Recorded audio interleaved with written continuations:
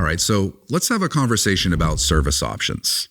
So this is one tool that is readily accessible to all of us. The ability to differentiate the way we bring a client on and the way we move them through their legal process. We all know there's a traditional business model out there, retainer, billable hours, different variations of that. You have to refill the retainer, maybe not. And we talk about some variations of that, but there are other service options out there that are supported by every bar association out there, but are not widely known among attorneys. The most powerful of those options is limited scope representation.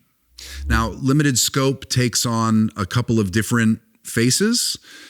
There's limited scope representation where you're making appearances. You're basically handling the client's case on a phase-by-phase basis.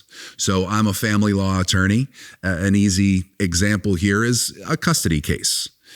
In my county in Pennsylvania, when you engage in a custody case, there's 3 layers of mediation before you ever get to a trial. So the way I structure my services is just to say to the client, hey, you can pay me just to take you up and through the final phase of mediation. If your case doesn't settle, which they usually do, then we'll have to engage in another fee agreement as it relates to a trial and heavy litigation.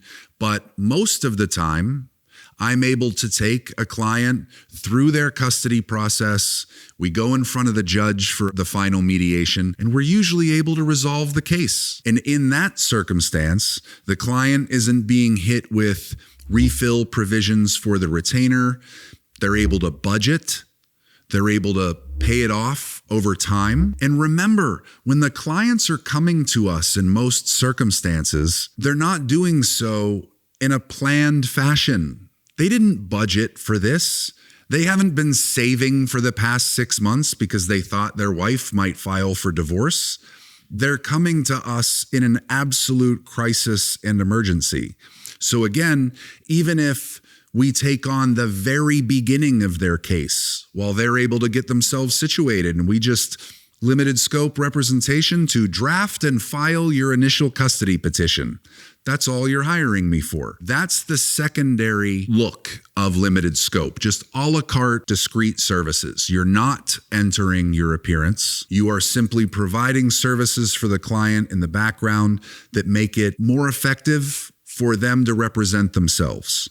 And so a lot of times that's doc prep, like I said, that can be doc review. Oftentimes parties will go to a mediator to come up with a divorce settlement. They get the settlement. One of the spouse's attorneys drafts the agreement. The unrepresented spouse is terrified to sign that document. Keep in mind, a lot of people are afraid of our profession. So an easy way to help that person is to charge them just to review that settlement agreement, with the understanding that you haven't seen their finances, you haven't seen the assets, you're just reviewing this document to make sure the legal language doesn't have any pitfalls or landmines in it. Or somebody can't afford a custody trial. They are expensive. Obviously, anytime you're going and doing full litigation, there's going to be a hefty price tag for that. So if you're able to provide coaching and advice for that client, they might spend $500 for 2 hours of your time and it be the best money they've ever spent. They'll walk into court more prepared, more comfortable. The judge will see that they understand what's going on. So just keep in mind, there are a myriad of service options that are available to us that are distinct from full representation. The most traditional parallel to what we're used to doing is a full rep on a payment plan. Again, just kind of in shorthand, what you're looking to do is take a reduced deposit. So instead of $5,000, you take a $2,000 deposit. And then instead of just sending them an invoice and telling them when they have to refill their retainer, you just put them on a recurring payment plan every 2 weeks on their payday. $250 gets drafted out of their account. That's it.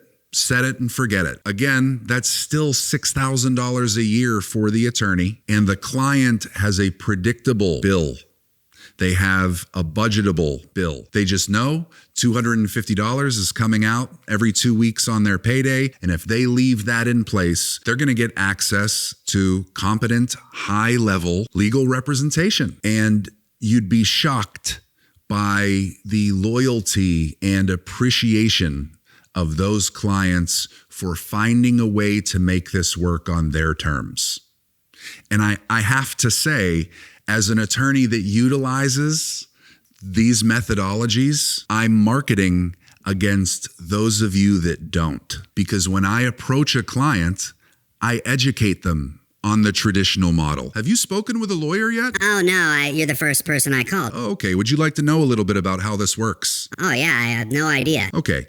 Every other attorney you talk to in this field is going to charge you $3,500 to $5,000. Then 9 months later, when your deposit's down to $1,000, they're going to make you re-up it with another $4,000. And then after that, they're going to invoice you for the balance between your retainer and the work they've done. So, hey, if they spend $3,000 of your money this month, they're going to come with a gun to your head next month and say, hey, if you don't re-up your retainer, I have to drop your case. Who do you think those clients would rather work with? An attorney that's charging them this way, $5,000, $4,000, couple of thousand more, unpredictable, uncertain, large chunks of money. Or an attorney like myself that's going to say, listen, I can let you in the door for $1,500, $2,000. You have a good job. You have solid income. Just set this payment plan, $250 every 2 weeks, and you'll have me for the duration of your case. Who will they hire? They're going to hire me. I have a feeling most of you out there would also hire me, given that choice. Would you hire your own law firm? That's a fair question to ask. Would you, in need, hire your own law firm? If the answer is no, it's time to start considering some of these options, and there are many of them to choose from. All of these things we're discussing, they're approved by the bar associations, and they're supported by our industry as a viable solution for clients.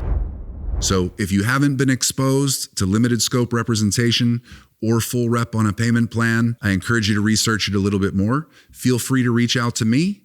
And in the meantime, go ahead into the comments and let me know what you think about the viability of these different service options and whether or not your firm has ever used them. And remember to like and subscribe to see more valuable content. We'll see you in the next video.